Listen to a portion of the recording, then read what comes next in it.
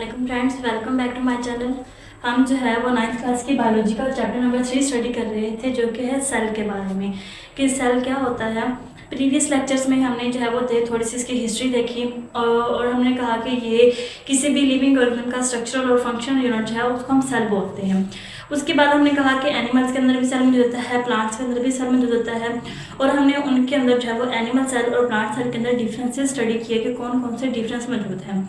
उसके अंदर हमने जो है वो मुख्तलिफ ऑर्गेनाइज देखी थी, ठीक है, मुख्तलिफ स्ट्रक्चरल पार्ट्स देखे थे। अब जो है आने वाले लेक्चर्स में हम वन बाय वन हर एक पार्ट को जो है वो डिस्कस करेंगे। तो सबसे पहला हमारे पास हिस्सा है सेल वाल। सेल वाल जैसे कि हमने लास्ट लेक्चर में भी पढ़ा कि ये जस्ट मौजूद होती है एक प्लांट सेल के अंदर, एनिमल सेल के अंदर की सेल वाल मौजूद नहीं होती। सेल वाल क्या है? सेल वाल जो है ये एक आउटर बाउंड्री है जो कि प्लांट्स के अंदर मौजूद होती है, ठीक है, फंजाई के अंदर भी मौजूद होती है, एल्जिस में भी मौजूद होती है और प्रोकैरियोट्स में भी, लेकिन ये एनिमल के अंदर मौजूद नहीं होती। तो आज हम देखेंगे कि ये किस चीज़ से मिलकर बनी होती है, इसका फंक्शन क्या है और इसके कौन कौन से हिस्से होते हैं। तो सबसे पहले अगर हम देखें कि हमने प्रीवियस लेक्चर में देखा कि मेन डिफरेंस एनिमल और प्लांट सेल के अंदर क्या चीज़ कर रही थी, ये सेल वाल कर रही थी, ठीक है। अगर हम देख लें कि सेल वाल जो है प्लांट्स के अंदर उसके क्या क्या फंक्शन क्या होता है। सबसे पहले अगर हम इसका फंक्शन स्टडी कर लें सेल वाल का, तो ये क्या करती है, ये एक प्रॉपर शेप प्रोवाइड करती है। हमने कहा था कि प्लांट्स की जो है वो शेप फिक्स होती है, रिजिड होती है, तो ये शेप दे रही है उसको, सेल को रिजिडिटी प्रोवाइड कर रही है क्योंकि ये क्या होती है, हार्ड होती है। दूसरी मेन बात कि ये क्या होती है, नॉन लिविंग होती है। सेल वाल क्या होती है, नॉन लिविंग होती है।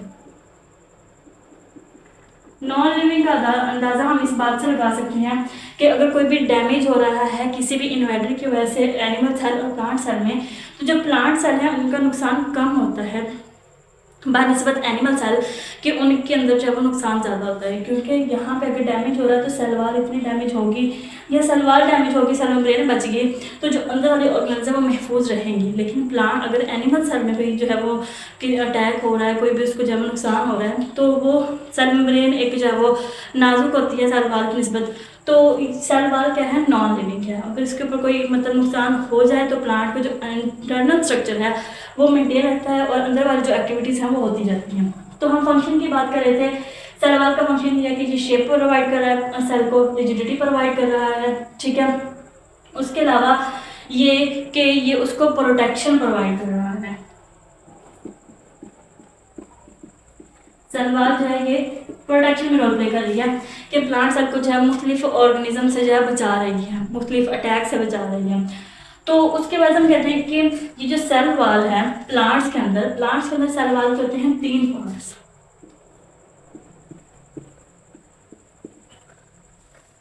सेल वाल जो है प्लांट्स के अंदर इसके होते हैं 3 पार्ट्स। एक होती है प्राइमरी लेयर,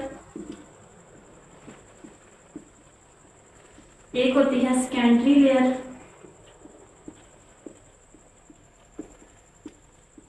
नंबर 3 पे होते हैं मिडल लैमेला।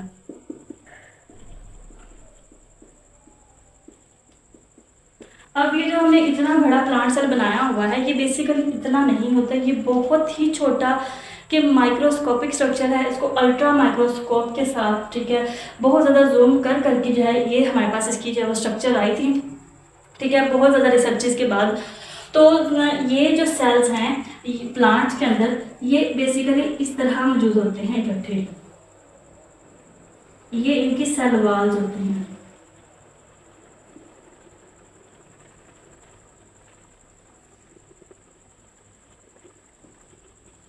ये ऐसे जुड़े होते हैं और यहाँ पे जो है ये इनकी सेल मेम्ब्रेन है। यानी कि ये जो हम स्टडी कर रहे हैं ये जस्ट हम इसका जो है वो इतना पार्ट स्टडी कर, ये हमने ड्रा किया हुआ है यहाँ पे, ठीक है। तो अब हम कहते हैं कि इनके इसके जो है 3 पार्ट्स हैं, प्राइमरी लेयर है, सेकेंडरी है और मिडल लेयर है। प्राइमरी लेयर जो है वो सेल मेम्ब्रेन के जस्ट बाहर, ये वाली जो लेयर है, ये जो लेयर है, ठीक है, यानी जो बाहर हमें नजर आ रही है, इसको बोला जाता है कि ये क्या है, प्राइमरी लेयर है।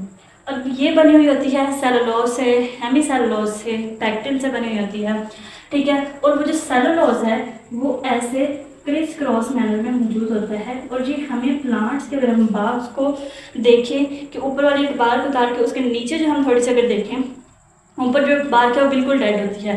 अगर उसको थोड़ा सा उतार के हम देखें तो हमें इस तरह का जो मैनर है वो नज़र आता है। वो बेसिकली किससे से बनता है, वो सेलुलोज की जब लाइनिंग हुई होती है। अब इसके अंदर मौजूद होती है सेकेंडरी लेयर। अब ये जो सेकेंडरी लेयर है ये सबके अंदर मौजूद नहीं होती, कुछ सेल्स के अंदर होती है, जैसे कि जाइलम सेल के अंदर होती है, और ये भी सेलुलोज से बनी होती है, ये लिग्निन से बनी होती है। उसके अलावा हम कहते हैं कि एक सेल ये है प्लांट का, एक सेल ये है, इनके दरमियान में मौजूद होता है मिडल लैमेला। ठीक है। मिडल लैमेला का क्या फंक्शन होता है कि दो सेल्स को ये जोड़ के रखता है आपस में, या इन दो को ये चार हो गए, फिर आगे फर्दर ये जोड़ता जाएगा और ये बना होता है कैल्शियम से, मैग्नीशियम से, ठीक है, पैक्टिन से बना हुआ होता है। तो ये इसका फंक्शन होता है। यानी प्राइमरी लेयर जो बिल्कुल बाहर होती है उसके अंदर होती है सेकेंडरी लेयर, और मिडल लैमेला ने दो सेल्स को जोड़ा हुआ होता है। अब हम कहते हैं कि जो सेल वॉल है इसके अंदर एक स्ट्रक्चर मौजूद होती है जिसको हम क्या बोलते हैं, प्लाज्मोडेस्माटा। ठीक है। ये यहाँ पे मौजूद होगी, एक सेल प्लांट की इधर है, दूसरे की इधर है। तो ये क्या होता है कि एक सेल से दूसरे सेल तक जो क्या है मटेरियल का ट्रांसफ़र करना, क्योंकि ये बहुत ज़्यादा हार्ड होती है, ठीक है, सेल वॉल, और मटेरियल का जो मतलब पास आउट होना है वैक्यूल बन के जैसे एनिमल्स में होती है तो वो मुश्किल होता है। तो यहाँ से जो भी मटेरियल एक सेल से दूसरे में जाना है ये इसी के थ्रू जाएगा, प्लाज्मोडेस्माटा के थ्रू, या जो भी अंदर आना है वो इसी के थ्रू आएगा। ये क्या होता है, एक ट्रांसपोर्ट सिस्टम मौजूद होता है। इसके अलावा हम देख रहे हैं कंपोजिशन, देख रहे हैं सेल वॉल की। तो कंपोजिशन जैसे अभी हमने कहा कि ये बनी हुई होती है सेलुलोज से, हेमीसेलुलोज से, पैक्टिन से, लिग्निन से।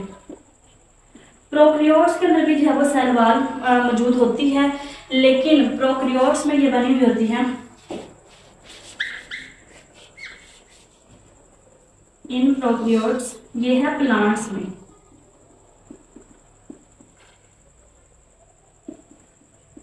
प्रोकैरियोट्स की अगर हम बात करें तो वो बनी होती है पेप्टाइडोग्लाइकन से, यानी कि मुख्तलिफ अमाइनो एसिड्स, मुख्तलिफ शुगर्स मिलकर जो है ये बना रहे होते हैं।